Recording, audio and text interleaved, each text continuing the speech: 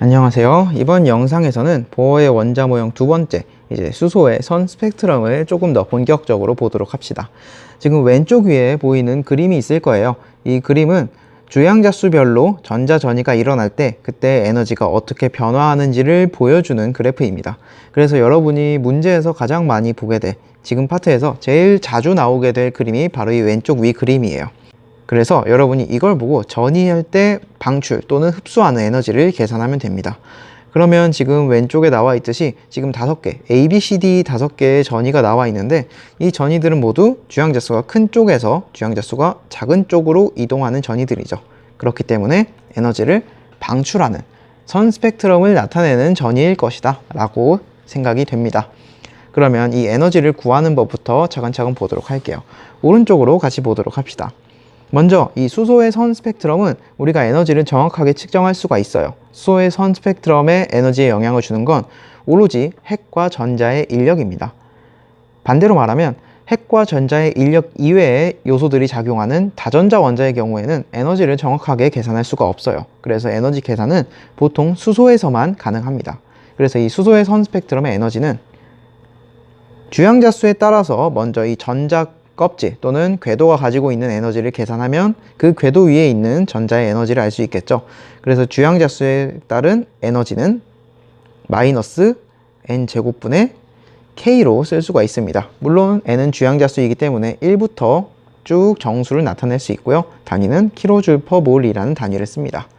그럼 여기서 이 식을 하나하나씩 설명을 해 볼게요. 먼저 이 에너지는 여기서 나타나는 이 마이너스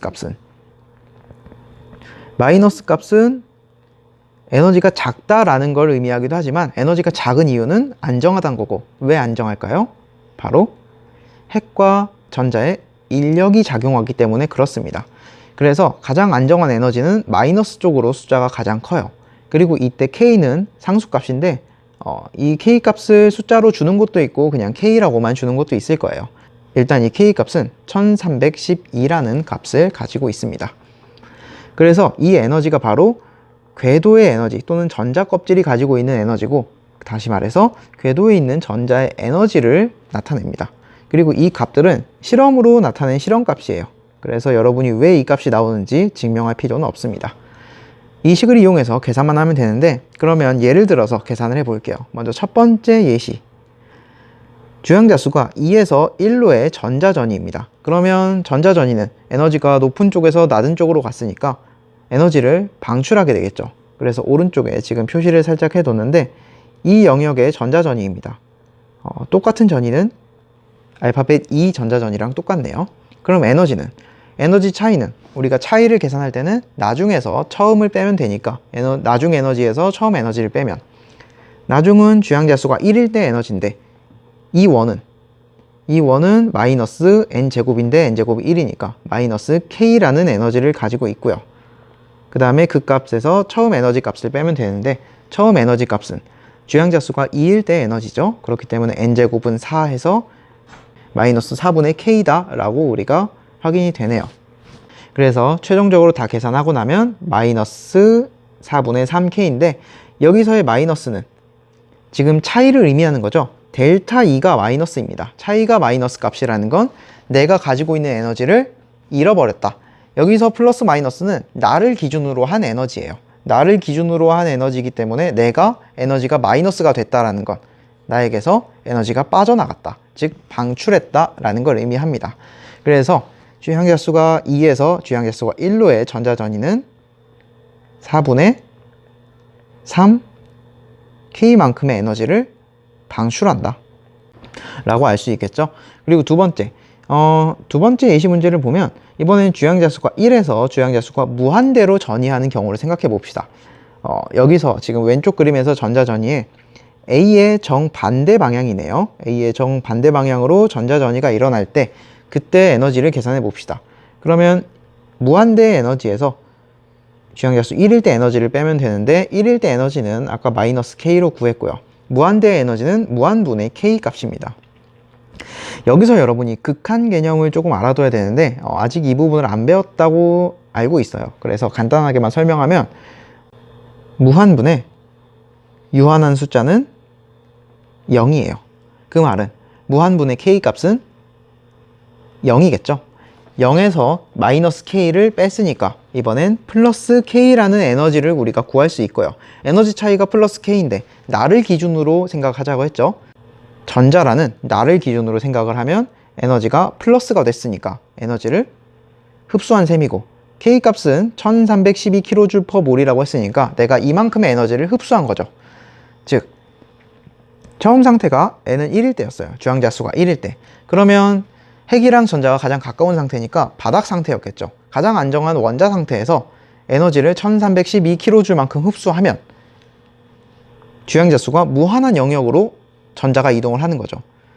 나라는 원자 핵이 있는데 전자가 나에게서부터 무한히 멀어지면 그건 내가 전자를 잃어버리는 거고, 수소가 전자를 잃어버리면 수소 이온이 되죠. 즉 이 1312kJ/몰이라는 수치는 수소의 이온화 에너지예요. 수소가 이온이 될 때 필요한 이온화 에너지를 의미합니다. 이온화 에너지는 우리가 주기성 설명할 때 다시 한번 자세히 보도록 합시다. 이어서 볼게요. 그럼 이렇게 에너지 간격을 계산하는 법을 알았으니까 여러분이 전자전이의 에너지 크기를 비교할 수 있겠죠. A, B, C, D 5개의 전자전이가 있는데 이 중에서 제일 에너지가 작은 건 당연히 전이의 간격이 가장 작은 E에 해당하는 전자전이일 거예요. 반대로 가장 큰 건 A에 해당하는 전자전이겠죠. 그러면 이걸 선 스펙트럼으로 우리가 그려줄 때 선 스펙트럼의 양쪽 끝 중에 한쪽을 파장이 큰 쪽, 다른 한쪽을 파장이 작은 쪽으로 결정해 주면 이제 나머지 전자전이를 표현해야 되는데, 여기서 여러분이 알아야 될 것 하나 더. 에너지는 진동수에 비례해요. 그리고 진동수는 파장에 반비례합니다. 그 말은 에너지는 파장에 반비례한다 라고 생각해도 되겠죠? 그러면 파장이 크다는 건 에너지가 작다는 거고, 반대로 파장이 작다는 건 에너지가 크다는 거니까 에너지가 큰 쪽에 가장 에너지를 많이 방출하는 A라는 스펙트럼을 나타내면 되고요. 그 다음에 B는 바로 그 옆에 있게 되는데, A와 B의 에너지 간격은? 그럼 먼저 A는 우리가 이 A는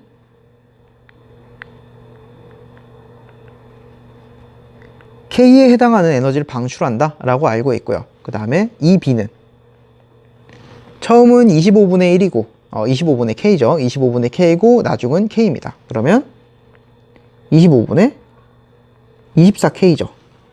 즉 간격 차이, 에너지 간격 차이가 25분의 1밖에 안 나요. 그래서 매우 가까운 곳에 위치하고요. 이 C는 4에서 1로 지나가죠. 16분의 1에서 1로 가는 거니까 16분의 15K가 됩니다. 그럼 이 C는 이 B보다는 그래도 에너지가 더 작기 때문에 조금 더 오른쪽으로 이동을 해주고요. 이 D는 3에서 1로 가는 거니까 9분의 8K죠. 그래서 조금 더 멀리 떨어지고 마지막 E는 4분의 3K니까 완전히 오른쪽으로 이동합니다. 그래서 간격을 보면 지금 균일한 간격이 아니죠. 간격이 파장이 긴 쪽으로 갈수록 점점 넓어지고 있습니다. 반대로 생각하면 간격이 좁아질수록 파장이 짧아진다, 즉 에너지가 커진다 라고 생각할 수 있죠. 이 주양자 수를 보면 왼쪽 위 제일 가장 위쪽 그래프를 보면 주양자 수가 커질수록 에너지 간격이 점점 좁아지고 있어요. 그러면 당연히 선 스펙트럼도 점점 조밀하게 나타나야겠죠.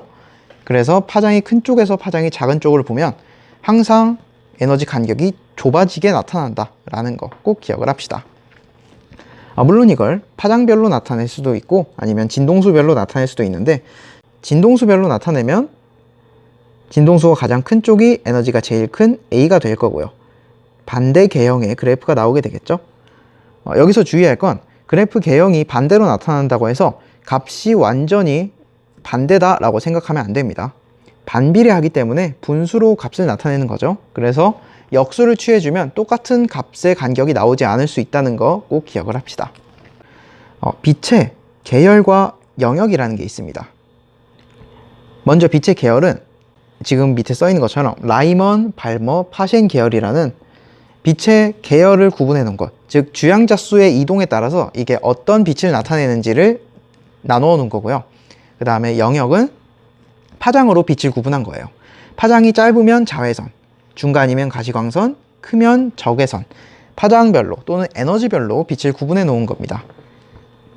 그래서 이걸 보면 먼저 첫 번째, 라이먼 계열은 주양자수가 1로의 전이에요. 주양자수가 어디에 있든 1로 전이하거나 또는 반대로 지금 어디에 있든 1로 전이하는 건 방출하는 선 스펙트럼이고, 또는 흡수의 경우에는 n은 1부터, 주양자수는 1부터 n은 어디든 이동하게 되면 그 빛 역시 라이먼 계열이다 라고 이야기를 합니다. 그리고 이때의 에너지는 자외선 영역이에요. 라이먼 계열에서 가장 에너지가 작은 건 주양자수가 2와 주양자수가 1 사이의 전이죠. 이때 에너지가 가장 작은 게 자외선이니까 당연히 에너지가 더 큰 건 모두 자외선 영역에 비치겠죠. 3번을 보면 파생 계열도 마찬가지예요. n은 3으로의 전이지만 n은 3부터 전이하는 모든 전이도 다 파생 계열입니다. 그래서 이 중에서 에너지가 가장 큰 건 n은 3에서 n은 무한까지죠. 에너지가 제일 큰 것도 적외선 영역의 빛이에요. 제일 큰 게 적외선이니까 이보다 더 작은 건 당연히 적외선이 되겠죠. 그래서 파생 계열은 적외선 영역의 빛이다 라고 생각해도 되고, 여기서 마지막으로 주의해야 할 것, 바로 발머 계열의 빛이에요. 발머 계열은 n은 주양자수 2로의 전입니다. 근데 주의할 게 주로 가시광선 영역이죠. 가시광선 영역의 빛의 에너지는 발머 계열의 빛이기도 하지만 발머 계열의 빛 중에서는 가시광선 영역보다 에너지를 큰 것도 가지고 있어요. 그렇기 때문에 일반적으로 n은 6에서 n은 2, 6에서 2로 가거나 또는 n은 6, 5, 4, 3까지 6, 5, 4, 3에서 n은 2로의 전자 전이만 우리가 가시광선 영역에 해당하는 발머 계열의 빛이다 라고 이야기를 하고, 그 이상의 주양자수에서 n은 2로 전이하는 건 가시광선 영역의 빛이다 라고는 이야기하지 않아요. 이 부분은 여러분이 문제를 풀어보거나 또는 개별적으로 혹시 이해가 안 된다면 또 질문을 하면 다시 답변을 해주도록 하겠습니다. 내용이 좀 많아서 영상이 좀 많이 복잡해졌는데, 그래도 여기서 설명한 내용들, 수소의 선 스펙트럼은 문제에서도 되게 많이 나오고요. 그리고 여러분이 한 번에 이해하기는 조금 어려울 수 있는 내용이기 때문에 조금 더 꼼꼼히 공부를 했으면 좋겠습니다. 그러면 이번 영상은 여기서 마무리하도록 하고요. 모두 수고했습니다.